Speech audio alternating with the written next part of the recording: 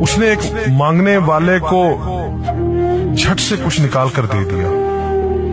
میں نے کہا کہ بھائی دیکھ بھال کر دینا چاہیے، یہ فراڈ لوگ ہوتے ہیں اور عام انسان کے جذبہ نیکی کو ایکسپلائٹ کرتے ہیں۔ فرمانے لگے آپ نے وجہ فرمایا میں پہلے ایسا ہی کرتا تھا، پھر ایک واقعے نے میری دنیا بدل کر رکھ دی۔ میں دھرم پورہ لاہور میں اپنے گھر سے سائیکل پر نکلا تھا کہ ٹھیکیدار سے اپنے بقایا جات وصول کر لوں۔ میں اسٹیل مل فکسر تھا اور ایک کوٹھی کے لینٹر کے پیسے باقی تھے، مگر ٹھیکیدار آج کل پر ٹرخا رہا تھا۔ میں سائیکل پر جا رہا تھا کہ ایک شخص اپنا بچہ فٹ پاتھ کے کنارے لٹائے ہسپتال پہنچانے کے لیے ٹیکسی کا کرایہ مانگتا پھر رہا تھا۔ وہ کبھی کسی پیدل کا بازو پکڑ کر ہاتھ جوڑ دیتا، میرا بچہ بچا لے، مجھے ٹیکسی کا کرایہ دے دے، تو کبھی موٹر سائیکل والے کو ہاتھ دے کر روکتا، کبھی کسی کار والے کے پیچھے بھاگتا کہ وہ کار میں اس کے بچے کو ہسپتال پہنچا دے۔ کوئی رکتا تو کوئی نہ رکتا، جو رکتا وہ بھی اسے گھور کر دیکھتا اور آپ والی سوچ کر اسے ڈانٹتا، کام کر کے کھانے کی نصیحت کرتا اور آگے نکل جاتا۔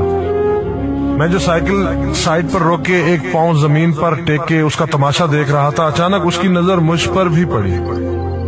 اس نے میری سائیکل کا ہینڈل پکڑ لیا۔ بھائی جان خدا کے لیے میرے بچے کی زندگی بچا دیں، اس کو سخت بخار ہے، آپ نیچے اتر کر اس کو دیکھ تو لیں، آپ کو یقین آ جائے گا۔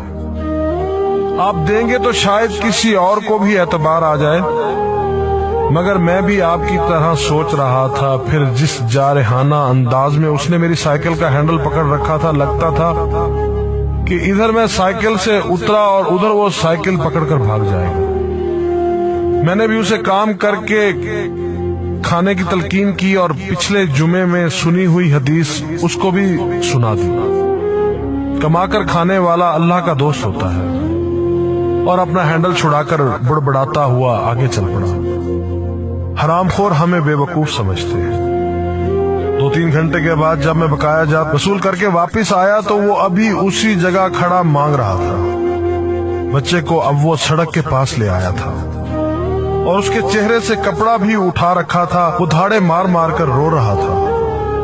اب وہ بچے کے کفن دفن کے لیے مانگ رہا تھا۔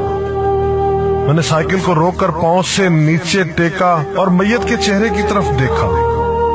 پھول کی طرح معصوم بچہ زندگی کی بازی ہار گیا تھا۔ میرے رونگٹے کھڑے ہو گئے۔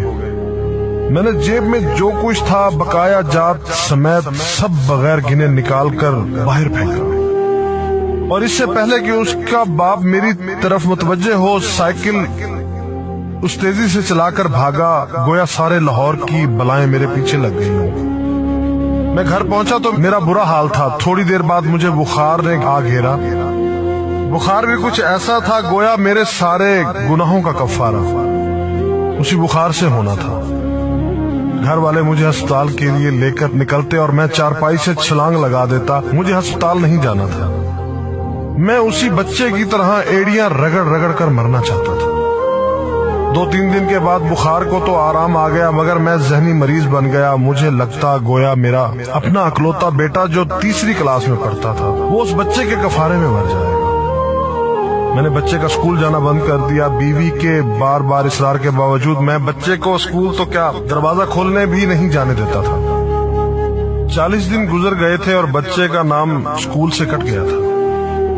وائف نے اپنے بھائی سے بات کی جو دبئی کی کمپنی میں کیشیئر تھا۔ اس نے مجھے باہر بلانے کے لیے پاسپورٹ بنانے کو کہا، مگر ایک تو میں شناختی کارڈ بھی پیسوں کے ساتھ نکال کر بچے کی میت پر پھینک آیا تھا، دوسرا میں خود بھی بچے کو اکیلا چھوڑ کر باہر نہیں جانا چاہتا تھا۔ وہ 40 دن قیامت کے 40 دن تھے۔ 40ویں دن 10 بجے کے لگ بھگ ہمارے گھر کا دروازہ بجا۔ دروازہ میں نے خود ہی کھولا اور سامنے اس بچے کے باپ کو دیکھ کر مجھے چکر آ گیا۔ مجھے لگا جیسے ہم دونوں آمنے سامنے کھڑے خلا میں چکر کاٹ رہے ہیں۔ درمیان میں بچے کا چہرہ بھی آ جاتا۔ میری کیفیت سے بے خبر اس باپ نے مجھے دبوچ لیا اور پھوٹ پھوٹ کر رونا شروع کر دیا۔ وہ کچھ کہنے کی بجائے میری ٹھوڑی کو ہاتھ لگاتا اور اسے چوم لیتا، جبکہ میں پتھر کا بت بنے اس کی گرفت میں تھا کہ اچانک مجھے جھٹکا لگا اور میری چیخ کچھ اس طرح نکلی جیسے کسی کو پانی پیتے وقت اچھو لگ جاتا ہے اور پانی اس کے منہ اور ناک سے بہہ نکلتا ہے۔ میں اس بچے کے باپ کو سختی کے ساتھ سینے سے لگائے یوں رو رہا تھا گویا اس کا نہیں بلکہ میرا بچہ مر گیا ہے۔ ہمارے رونے سے گھبرا کر پورا محلہ اکٹھا ہو گیا تھا۔ آہستہ آہستہ 40 دنوں کا غبار نکلا، اس کو میں گھر میں لے کر آیا۔ محلے والے بھی آ گئے تھے جنہوں نے اس آدمی سے بہت افسوس کیا۔ کچھ دیر بعد اس نے اپنی جیب سے میرا شناختی کارڈ نکالا اور مجھے واپس کیا، پھر جیب میں ہاتھ ڈال کر کچھ پیسے نکالے اور میرا شکریہ ادا کر کے کہنے لگا کہ آپ کے پیسے بڑے برکت والے تھے، شاید آپ کے خلوص کی برکت تھی کہ میرے بہت سارے کام ہو گئے۔ سارے اخراجات کے بعد کچھ پیسے بچ گئے تھے، ان میں کچھ پیسے میں نے ادھار لے کر ڈالے ہیں، یہ آپ قبول کر لیجئے، باقی میں بہت جلد آپ کو واپس کر دوں گا۔ میں نے پیسے واپس لینے سے سختی کے ساتھ انکار کر دیا اور منت سماجت کر کے اسے پیسے رکھنے پر راضی کر دیا۔ اس کے بعد میں یہاں بطور اسٹیل فکسر آ گیا۔ میں جی جان سے کام کرتا تھا، چند ماہ میں ترقی کر کے فور مین بن گیا۔ 3 سال بعد میں نے سالے کی مدد سے اپنی کمپنی بنا لی۔ اور اس بچے کے والد کو بھی اپنی کمپنی میں بلا لیا۔ آج وہ میری کمپنی میں فور مین ہے۔ اس بچے کے بعد اللہ نے اس سے 2 بیٹوں اور 1 بیٹی سے نوازا ہے۔ میں اسے آپ سے ملواؤں گا، مگر اسے سائیکل والا قصہ مت بیان کیجیے۔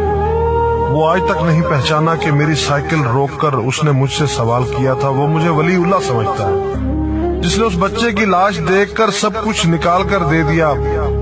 قاری صاحب، اس دن کے بعد میں کسی کو خالی ہاتھ نہیں لوٹاتا۔ قاری صاحب، اس دن کے بعد میں کسی کا ہاتھ خالی نہیں لوٹاتا۔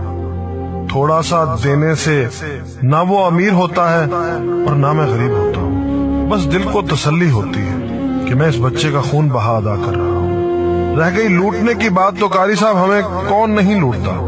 جوتے والا ہمیں لوٹتا ہے، کپڑے والا ہمیں لوٹتا ہے، سبزی اور گوشت والا ہم کو لوٹتا ہے۔ اتنا لوٹنے کے بعد اگر کوئی ہمیں اللہ کے نام پر لوٹ لے تو شاید حشر میں ہماری نجات کا سامان ہو جائے کہ یہ بندہ میری خاطر میرے نام پہ لوٹتا رہا۔